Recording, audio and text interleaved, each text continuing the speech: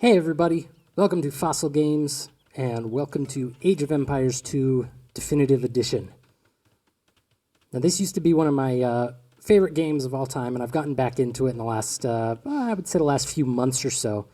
But Age of Empires 2 was actually one of the very first computer games I ever played when I was like 13, 14. I had a friend who gave me a copy of it, and along with Civilization 2 and a couple other games. And so I used to play it quite a bit back then, and I've been back into it lately. And this is the first Age of Empires 2 video on this channel, but it's not just a first for this channel. This game is actually a first for me because this is my very first ranked multiplayer game. All right, about a week ago, I got into the lobby, and I played a little bit of multiplayer recently with a friend of mine, and I've been having some fun doing that. So I figured I kind of wanted to get into into playing more multiplayer. Now I should sort of highlight all of this by saying that I am not exactly an Age of Empires 2 expert. I've been watching some of the professional tournaments they have going on. Like they have the Red Bull Woololo tournament going on right now, and I am nowhere even close to being a professional on that level. Of course, not like maybe if I practiced for the next 100 years, right, might be able to compete on that level. So I am nothing like that. I'm something of a beginner, but I do have a decent grasp of some of the basic concepts of the things that build a good player, right? So I have a decent understanding of like some opening build orders that are helpful at least for starting the game and having the foundation of a good economy, right? And then you can sort of be more flexible and respond to the game as it's going on from there. So I think I could pretty consistently beat like the hard AI, and I think I beat the hardest AI once, something like that. I can't remember, but I'm pretty sure I beat the hardest at least once, and extreme I haven't beat at all. So I'm not that good, but I'm not the worst player ever. And so yeah, this is my first foray into real multiplayer game, real multiplayer play. And I'm playing as the Franks because that's been mostly what I've practiced on with single player. I kind of like them as a civ.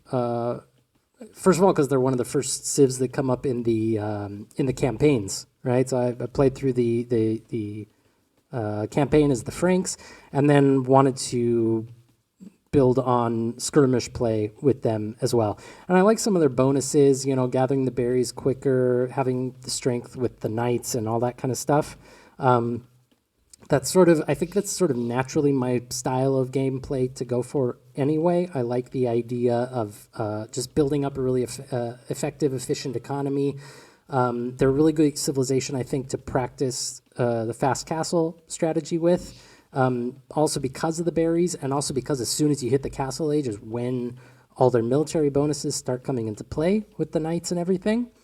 And so that's essentially what I'm going for here, right? I'm just sort of building up the early stages of my economy so that I can get to the castle age as quickly as possible, and then start bringing out some knights and trying to push from there.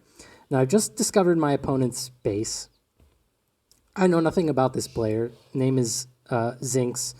And, from what I could see, I have no reason to think that we're on very separate footing here, right? If anything, I was afraid that I was going to face someone who was just going to be way better than me. It was just going to demolish me right away, right? And so I was, sort of all under pressure and trying to build quickly over here and everything. And I haven't played on Arabia a whole lot, and so I was used to finding all of my sheep a lot quicker than this. And so I think, I can't remember if we actually saw it a little earlier here, but I think I had to move all of these villagers here over to help build the windmill just so that they wouldn't be idle, because I ran out of sheep before I was able to lure my boar over here.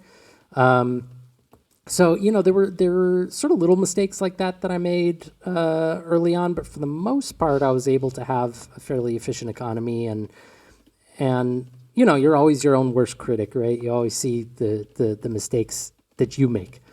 And one of the biggest lessons that I learned from this game that I'm going to be pointing out is it's how important it is to have awareness of your opponent and what they're doing and what kind of situation they're in, how strong they are. Because I was basically convinced this whole game that I was going to lose, right? That I was going to get destroyed. And I won't spoil what happens at the end of the game just yet. But, it turns out that it was on a lot more equal footing than I thought it was. And, and we'll see what happens here. So, basically, I'm sort of a noob in the way that I basically just focus on economy early game. Let's actually speed it up for now so we can get to some of the action, now that I've explained some of the sort of basic things that we need to know about. Right, so I'm just focusing on economy here. I'm making sure that I've got an efficient economy, that all my workers are active, that I'm constantly building workers and moving up. And I am getting to the feudal age a bit quicker than Zinx. So I was kind of happy about that.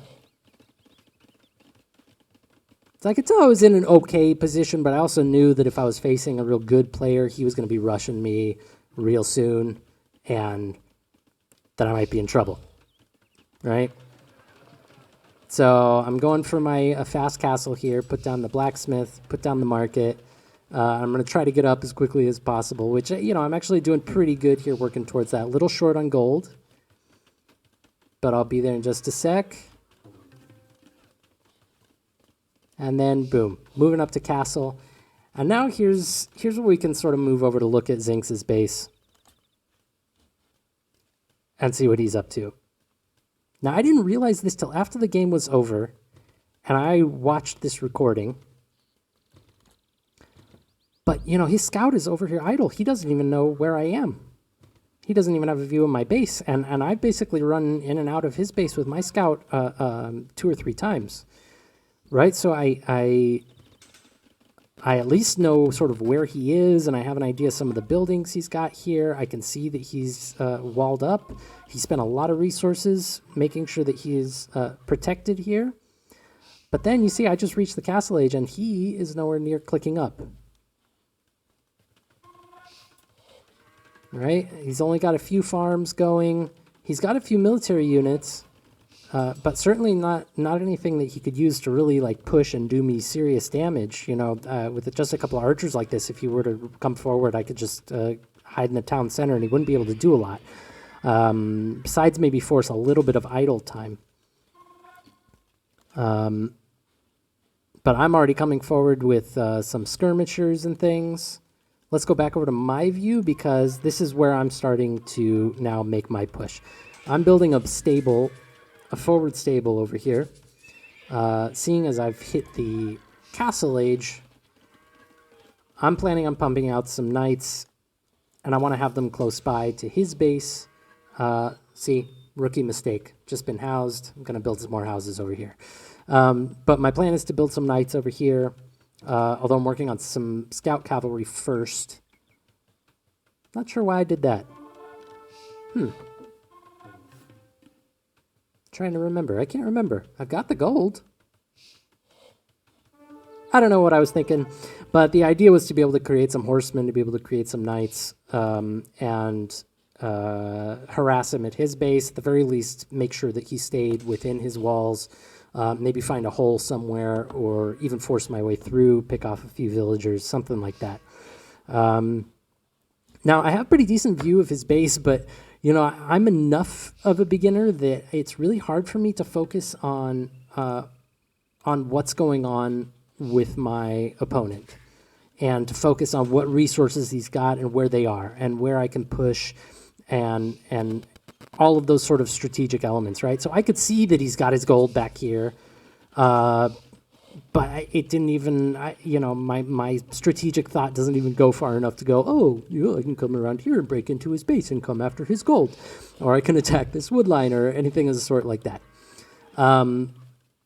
So, my thought was just to get some military nearby and put some pressure on him.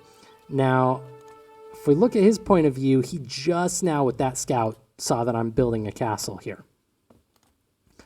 Right, so he could see pretty quickly that he's in trouble. He sends forward his archers mixed with some spearmen. Really great unit composition here, to be honest, because I just didn't have much of an answer for it, right?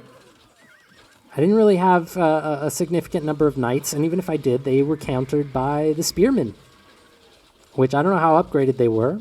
I don't even know if I really have upgrades on my knights yet, but there just wasn't much I could do here.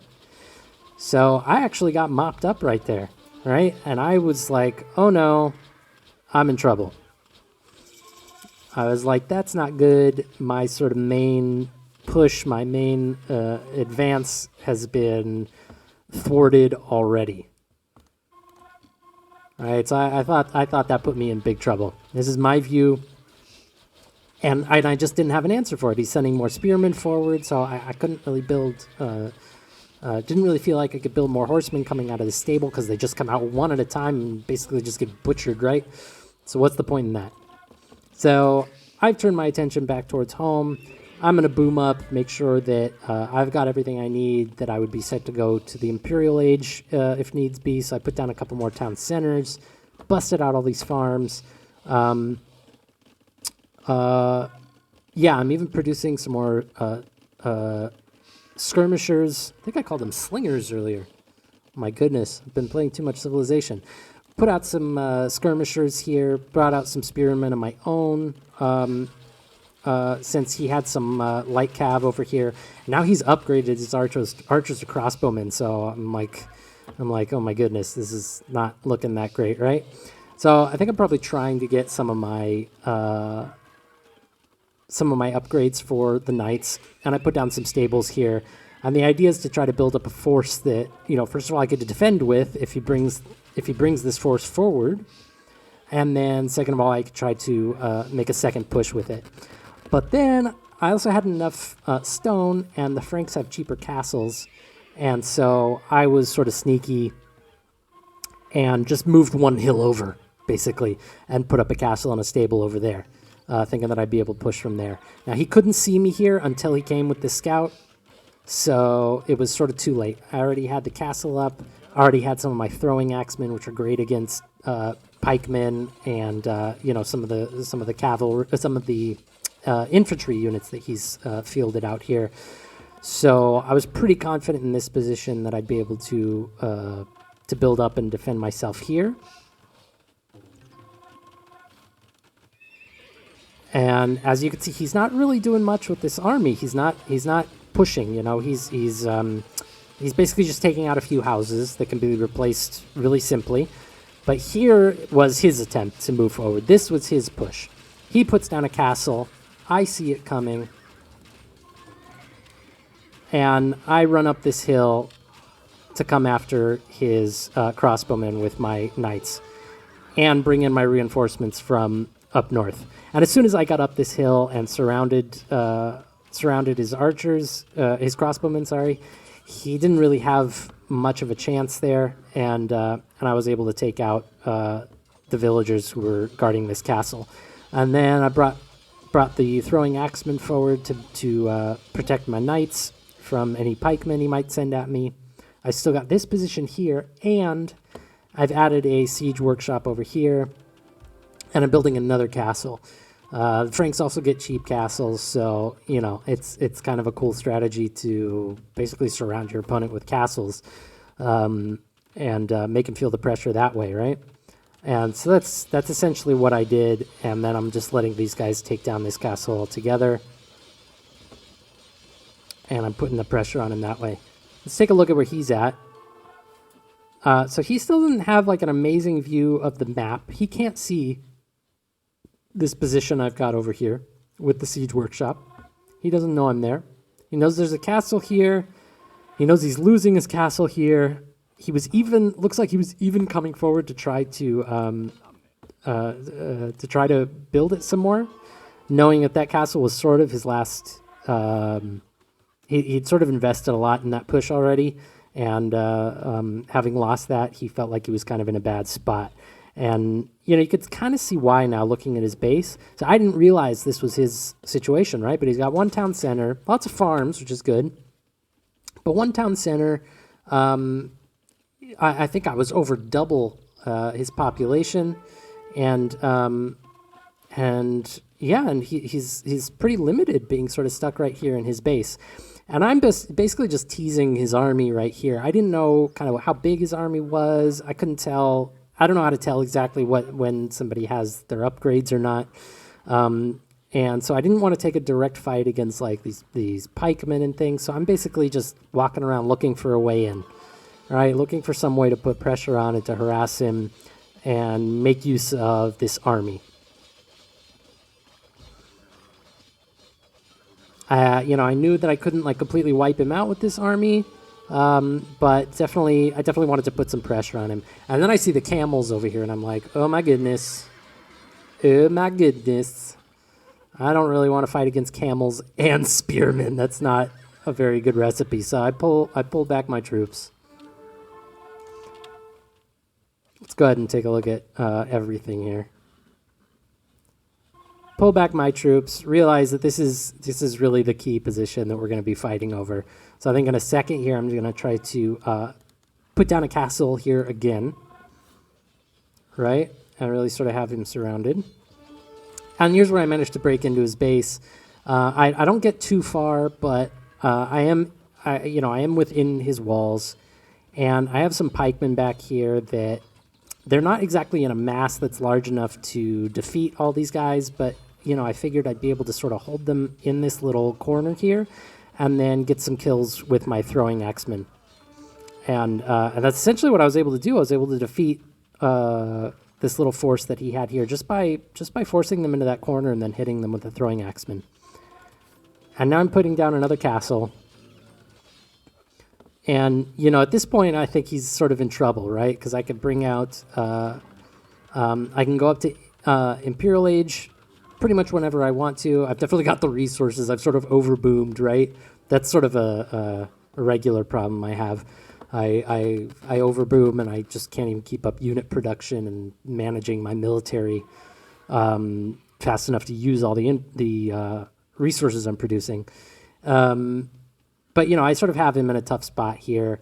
Maybe if he sort of moved out down south and tried to sort of outflank me from this direction, he might be able to do something. But certainly, even if he were to take down this castle in the middle somehow and have an impact here, I'd be able to push him from the sides here. So I definitely have him in a tough situation. And then he calls good game. So that was my very first ranked match, and I had a lot of fun, and not just because I won, I had a lot of fun because I learned some stuff, and I don't want anybody to think that I'm sort of criticizing Zinx here in this game. I think there's a lot of things he did really well. He had really good unit composition. I think he saw that I was playing as the Franks and knew that if he went for those pikemen and used his own archers as Ethiopians, that would sort of be his best bet militarily, and he did a really good job executing on that. And it was definitely it was enough to sort of put me off from charging forward, right? And he certainly prevented my first expansion here, the first castle that went up. And I think I also learned a lot in this game in terms of the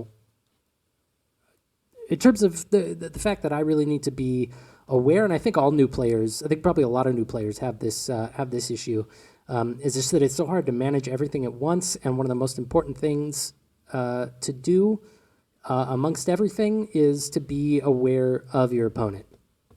Be aware of where they are. I think he struggled at the beginning, even militarily, because he just didn't know where I was.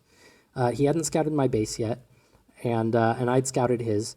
And so I think having that map awareness and knowing where your opponent is and what they're working on and approximately what their economic situation is, being aware of where their resources are, where their villagers are, and what resources they're gathering and where you can hit them. That's all crucial information.